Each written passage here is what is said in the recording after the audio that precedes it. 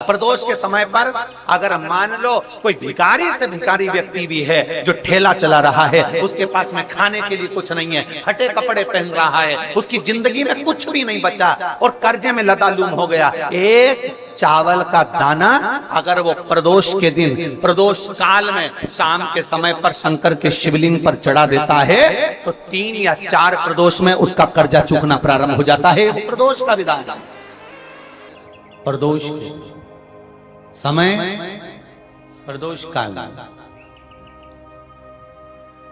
लग रहा है कि जूझ रहे हैं हमारे जीवन में, बहुत बहुत टेंशन, बहुत समस्या, और कोई समस्या का हल ही नहीं मिल गया। बहुत दिन हो गए जूझ रही हूं मैं इन समस्याओं से। तो बेलपत्री की जड़ के अंतर्गत, जो बेलपत्री का बड़ा वृक्ष हो, उसकी जो जड़ हो, उस जड़ पर लाल चंदन घिसकर या लाल चंदन से कटोरी में घिसकर लेकर जाएं। शिवजी पर लाल चंदन से पूजन करने के बाद में उसी चंदन को लेकर आकर बेलपत्री की जड़ के अंतर्गत ओम अक्षर को लिखकर एक बेलपत्र अपनी कामना कर उस जड़ पर बेलपत्री के समर्पित करना। पहले कथा में कहा है कि बेलपत्री कोई साधारण सा वृक्ष नहीं है, इसको केवल साधारण मत मानो।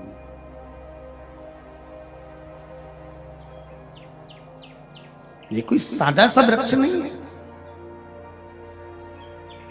बेलपत्री की जड़ में ओम शब्द लिखकर, अक्षर लिखकर, उस पर एक बेलपत्र समर्पित कर कर शिव जी से अपनी कामना कर कर, जो प्रदोष के दिन, प्रदोष काल के अंतर्गत बेलपत्री के वृक्ष की पूजन कर कर, ये नाद कर कर, ओम अक्षर का नाद कर कर स्मरण कर कर आता है।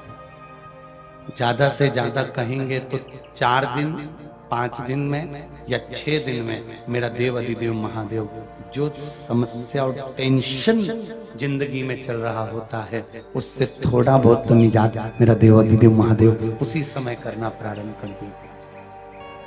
पर चंदन लगा होना चाहिए शिवलिंग पर। पहले शिवलिंग पे चंदन लगाना है, उसके बाद लेकर जाना। कौन से दिन?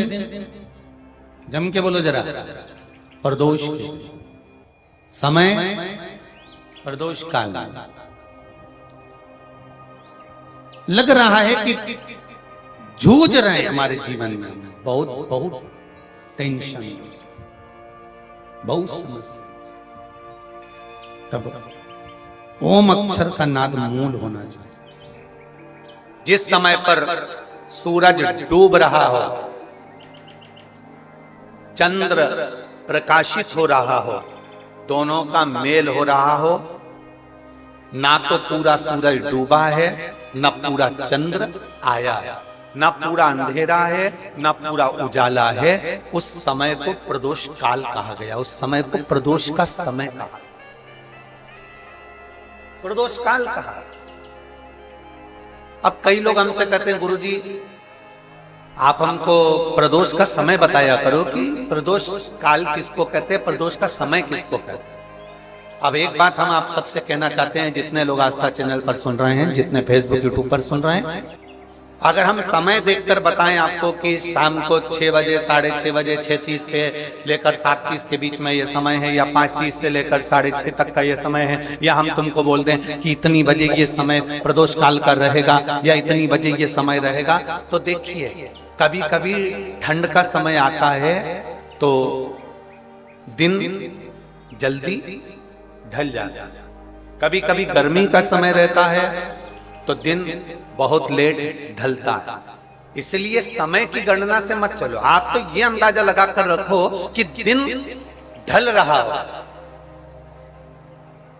अंधेरा होना शुरू हो रहा हो, सूरज डूब रहा हो, चंद्र प्रकाशित हो रहा हो, अंधेरा अपना काम कर रहा है, सूरज ढलता जा रहा है, दिन कम होते चले जा रहा है और अंधेरा थोड़ा बढ़ते चले जा रहा है। इन दोनों का जो मिलन का समय हो, अब वो कितनी भी बजे, आप तो बस उसके मिलन का समय निकाल लो, वही समय प्रदोष काल कहलाता है। वही समय प्रदोष, जिस प्रदोष व्रत का हम वर्णन करते हैं, जिस प्रदोष के दिन का आपको बधाई कल हमने दी थी कि प्रदोष की आपको बधाई हो। प्रदोष शाम का जो समय होता है, प्रदोष काल जो होता है, उसका वर्णन जब हम करते हैं, ये प्रदोष की पूजन का विधान किसने बनाया, ये प्रदोष की पूजन का नियम किसने बनाया, ये प्रदोष की संध्या काल का, प्रदोष के समय का पूजन का विधान कौन बनाया, ये प्रदोष के समय पर एक बेलपत्र चढ़ाने का विधान किसने बनाया, प्रदोष के समय पर एक समीपत्र चढ़ने का विधान किसने बनाया।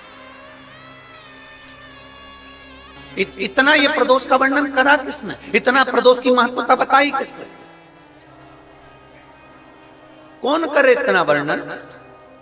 अगर प्रदोष की महत्वता बताने वाला कोई है, इसीलिए मेरे शंकर भगवान माता सती को लेकर कुंभज ऋषि के यहाँ, अगस्त ऋषि के यहाँ कथा सुनने के लिए गए थे, क्योंकि उनके बराबर कोई शंकर के महत्व को बता नहीं सकता और प्रदोष के महत्व को नहीं बता सकता। सती मैया को प्रदोष का महत्व बताने के लिए शंकर सती जी को लेकर कुंभज बाबा के यहाँ गए थे, अगस्त ऋषि के, प्रदोष के महत्व को तो जानो सती तुम प्रदोष के महत्व को तो सती जानो, तुम प्रदोष के महत्व को तो सती पहचानो कि प्रदोष का महत्व क्या होता है, प्रदोष काल का महत्व क्या होता है, प्रदोष के समय का महत्व क्या होता है। निष्फलता तुम्हारे भीतर ना है, तुम हार नहीं सकते कभी जिंदगी में। ये कभी विचार न करिएगा कि मैं बहुत थक चुका हूं, मैं बहुत हार चुका हूं, मैं बहुत कमजोर हो चुका हूं, मैं बहुत परेशान हो चुका हूं ना। निष्फलता तुम्हारे भीतर प्रवेश नहीं। अगर शंकर की कथा आप सुन रहे हो ना, शिव महापुराण की कथा यदि आप श्रवण कर रहे हो, तो भीतर से इतने मजबूत हो जाना कि तुम्हारे अंदर कोई ये विकार ना आए कि मैं अब कुछ नहीं कर सकता, मैं आगे नहीं बढ़ सकता, या मुझे इतना बड़ा रोग हो गया, बीमारी हो गई, अब मैं ठीक नहीं हो सकता। यदि तुम्हारी दृढ़ता पक्की है, तुम्हारा भरोसा पक्का है, तो ऐसी कोई नौकरी नहीं है जो तुम्हें नहीं मिल सकती है, और ऐसी कोई बीमारी नहीं जिसे तुम हरा नहीं सकते।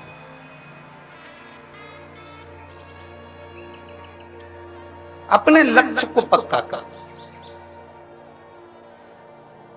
अपने विश्वास को पक्का कर।